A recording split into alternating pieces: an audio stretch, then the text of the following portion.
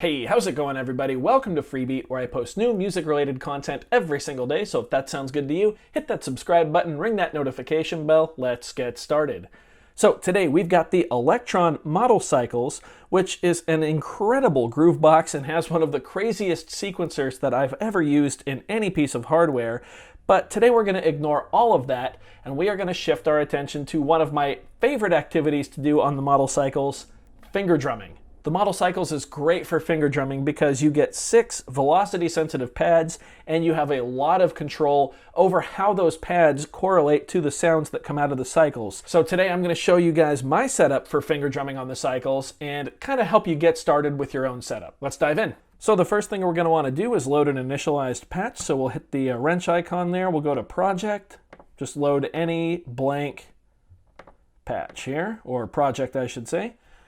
It's going to initialize, and now we've got a brand new patch ready to go, brand new project ready to go. I keep calling them patches. So the first thing we're going to want to do is mess with the playability of the pads. Out of the box, people think the pads are pretty stiff, and if you're not used to finger drumming, then they probably do feel pretty stiff. I really like them, but I'm going to humor everybody else for a second. I'm going to show you how to adjust the velocity sensitivity of these pads. So to get to that menu, we're going to hold Function and press the back button. That's going to take us to the pad menu. Now this first line right here says Fix Off. And basically, this allows us to set a fixed velocity if we'd like. So when it's off, these are going to be velocity sensitive. But if we scroll backwards, we can see it goes instantly to 127. That means that no matter how hard I hit the pad, it's always going to play that sound at the full volume, which is 127. We can set that to whatever number we'd like. No matter how hard I hit it, it's only going to play 20. So I actually like to leave this value on the off position. I don't like fixed velocity because the next line down, V-depth or velocity depth, allows us to adjust how much our velocity actually makes a difference in the sound. So it's set to 127 out of the box. I think that for the average musician, anywhere between 80 and 90 is a really good spot, maybe 70. You'll just have to play with it and see what works for you. No judgment, whatever your number is, of course. You know, I am a drummer, so I'm gonna like them a little stiffer than probably most folks will. But yeah, 90's pretty good. And then one thing of note, you do need to select each pad and then change the velocity sensitivity as you go along. So we gotta select each pad by hitting it, then change it to 90. Hit that one, change it down to 90. Hit that one, change it down to 90. Now we can just go through all of them, make sure they're all at 90. Awesome. One thing of note, if we go down to DST and D-depth, that stands for destination and depth, we can actually use these pads as a modulation source. So we can say that the harder we hit this pad, the more it'll affect one of the parameters available to modulate on the cycle. So we can set the depth of that to a negative or positive value. That's a little advanced for this basic tutorial though. So maybe we'll come back to that in the future. And speaking of going back, let's hit the back button, back to our main menu there. Awesome. So now we need to select sounds for our pads. So the way I'm gonna have this set up is like this. A kick drum on track 1 and track 6, a hi-hat on track 2 and track 5, and a snare drum on track 3 and track 4. So let's go ahead and select track 1 there. Let's go ahead and hold the Function button and press the Machine button, which will take us to the preset menu. We're just going to use preset sounds for this just because it's easy. We're going to go into the factory folder. Since we're looking for a kick drum, we're going to go to the BD folder, or bass drum. And now we're going to look for some sounds. So I just use number 9 here to audition these. Geez, that was loud. To audition these and kind of listen to them. Looking for something kind of basic. Yeah, there we go. That one works. So to load it to this track here, we're just going to hit the level button. The data button, I guess, whatever this knob is, just click it in. Now we also want that exact same kick drum over here on track 6. So we're going to hold track and press 6. And then click the knob in. And now we've got 2 kick drums, both on track 1 and on track 6. So now we're going to hold track, go to track 2. Now we want a hi-hat. So we're going to press back to go back to the factory folder. We're going to scroll to the HH folder, which is hi-hat. And once again, I'm going to use pad number 9 here to audition these. You can pretty much pick whatever you'd like.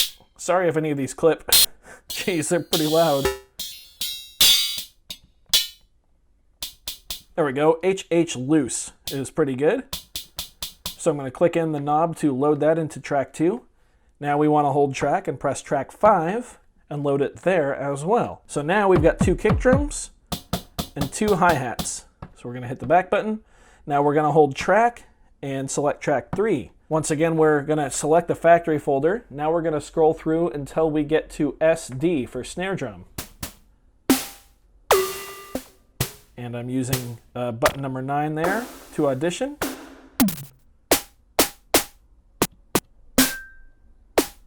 I kind of like SD comp. So I'm going to click the knob in there to select that. And then I'm going to hold track and press track 4 and click the knob in there to load it there. So now we have our kit loaded up. All right, I'm going to go back to the main menu. So now our kicks are on the outside. Our hi-hat is on the inside, the middle I should say, and the snare drum is in the middle.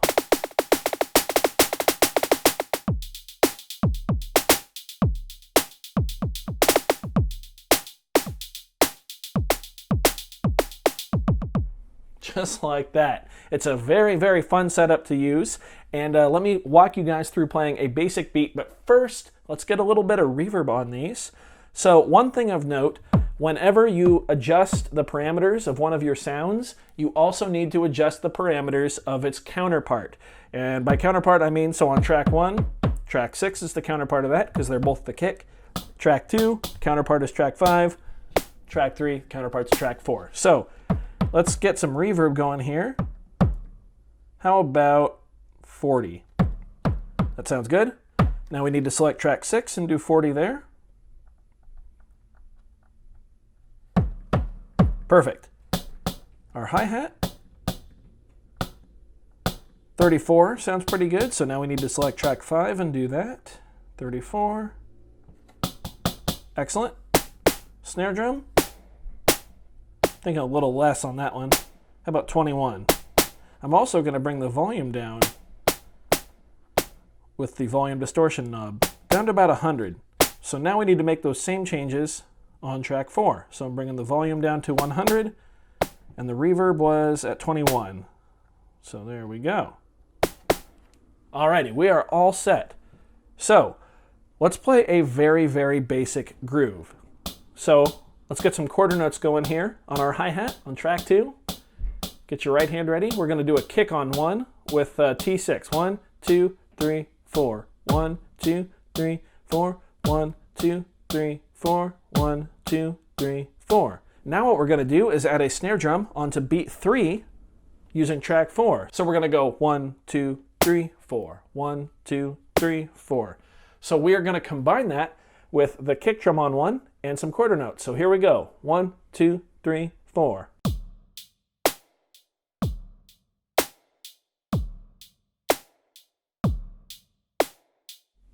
And we can add some embellishments to that if we'd like. Just remember that your kick drum is here, your snare drum is here, so we can do things like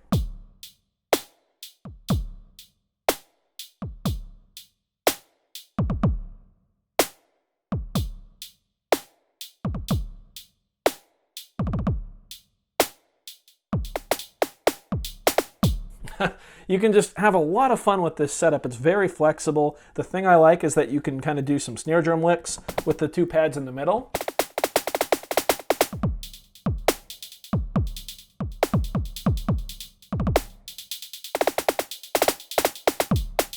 See, even I mess up every once in a while. It's just a very fun way to finger drum and to kind of learn rhythm and how things interact with each other. Another fun experiment is just to crank the reverb room size here.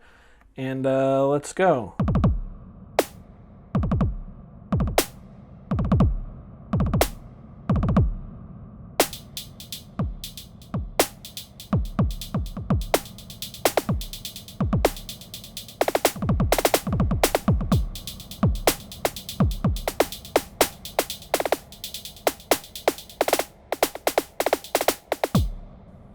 Just like that. So I hope you guys found this useful. The Cycles is a very, very fun drum machine and is perfect for finger drumming. The samples will also work just like this. Obviously, you just have to load in your own samples instead of going through some kind of presets menu. But yeah, a lot of fun to be had here, especially with those velocity sensitive pads. And again, I know a lot of people recommend turning off velocity sensitivity as soon as you get the unit, but play around with that velocity depth and see if you can find a nice sweet spot for yourself, and then just start practicing. It's a lot of fun, and it's going to bring you a lot closer to your music because you'll have a better understanding of how things work and what's going on. So I hope you guys enjoyed this video. If you did, go ahead and leave a like on it. If not, you can leave a dislike. That's okay too. Doesn't hurt my feelings, just makes me try that much harder next time. Either way, be sure to hit that subscribe button, ring that notification bell. Thank you so much for being here. Thanks for watching. We'll see you next time. Bye.